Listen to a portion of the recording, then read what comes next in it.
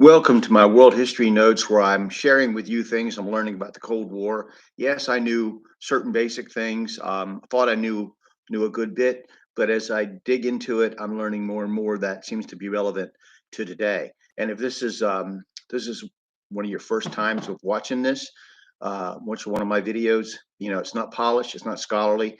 This is my opinion, and this is what I'm finding out that I'm shocked by, and sometimes just amazed. So I want to go over with you today another one of those people that started out as a diehard communist and wound up more conservative thinking when they realized the error of their ways, which any sane person would realize that collectivism is takes away your freedom and it reduces you to the status of a slave eventually, as it has in every country where it's been the public government policy.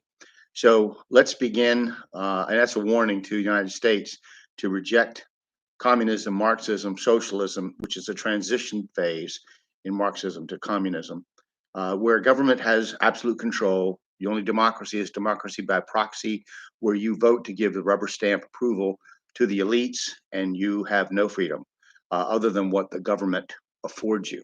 So we have a different setup here. Ideally, it's not always worked that way, but we need to fight for it. So, and resist any Marxist organization, anybody who has a debate or has a protest.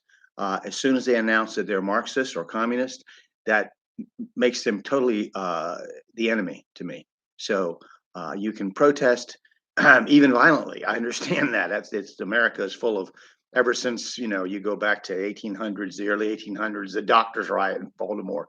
I mean, Americans are a very testy people. We're not necessarily peaceful, but when you start talking about Marxism, collectivism, socialism, communism, then you're the enemy of any American who believes in what we were given 200 years ago, 250 years ago. So, anyway, let's begin. I want to talk about a historian, very interesting historian named Eugene Genovese. Now, he was an expert in the American South and slavery, but he started out for being a communist. He joined the Communist Party when he was 15. He was kicked out later for not disregarding party discipline, and he became a famous historian. He actually wrote wrote a very my favorite book on slavery. It's just an awesome book that will really help you understand slavery. It's very balanced. Um, it's called Roll Jordan Roll: The World the Slaves Made in 1974. He really showed the depth and complexity of the slave regime, and I read it and I get so much information out of it.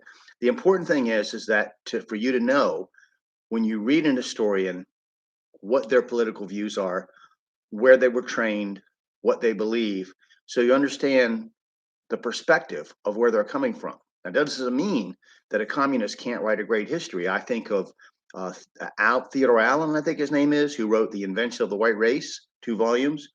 Awesome. I think of E.P. Thompson, who wrote The Making of the English Working Class. Incredible story, incredible history, very balanced, very deep, well sourced. And Genovese here in Roll Jordan Roll, he wrote a just tremendous book that makes you realize it's not all good guys and bad guys. It's a very nuanced, very uh, complicated. The slave regime was very complicated, and certainly glad that it was over a long time ago. We went through a lot of trouble because of it, the Civil War and things, and then Jim Crow for 100 years. But it was not one thing or the other. It was many things. It was complicated. The thing about a communist is they'll come to a history from the point of view of economics. Now, let me just say this: if a communist historian is acting legitimately as a historian and he's providing sources and he's explaining his point of view and he's providing you with much of the time unbiased statements, um, then you can really get a lot out of it. But for instance, if you go to Jacobs to Serve the Devil, that 2 volume set, that is very one sided against America. Okay. If you go to Howard Zinn's The People's History of the United States, very one-sided against America. So there's a polemic. It's very, those things are very, you might get information out of them, and you would. I certainly enjoyed reading Zinn's The People's History of the United States, but I realize that much of what he says is colored by his point of view. Um, Not the case in Genovese. As I read Genovese's Roll, Jordan, Roll, I see the work of an historian, and it's outstanding work. Now, after Roll, Jordan, Roll, before Roll, Jordan, Roll, Genovese was very controversial. He was in '65. He is quoted as saying, "I do not fear or regret the impending Viet Cong victory in Vietnam. I welcome it." He was a Marxist. He said he was a Marxist and a socialist. So he was definitely on that side, pro-communism. Now, then he went in the '90s. He began studying the history of conservatism in the South, and he came to adopt it and celebrate it. And he wrote a book called "The Southern Tradition: The Achievements and Limitations of American Conservatism," and he definitely became, I believe, he converted to Catholicism. So he denounced liberalism from a radical left perspective, but he uh, did now as a traditional conservative. So he abandoned atheism, and he this is really a profound shift, just like Horowitz. So I hope you maybe look into him if you ever decide, if you're studying slavery, like The Peculiar Institution by Kenneth Stamp or any of those other books. Definitely read Roll, Jordan, Roll. A lot of good information in there. Make notes, but understand at that time he was a devout Marxist and socialist. But let's go to the timeline. We'll discuss other historians later who were not quite as balanced and who were in denial of the communist influence in America, which is very disconcerting because they helped the takeover, so to speak, or the attempted takeover of our culture and our country by communists. Now let's go to September 7th, 1945. There was a Berlin victory parade. The Allies held a victory parade in Berlin, and a Soviet heavy tank. We got to see it for the first time. Um, it was it was Now Berlin was, of course, the capital of defeated Nazi Germany. It was the Soviet Union, United States, United Kingdom, Britain, and France.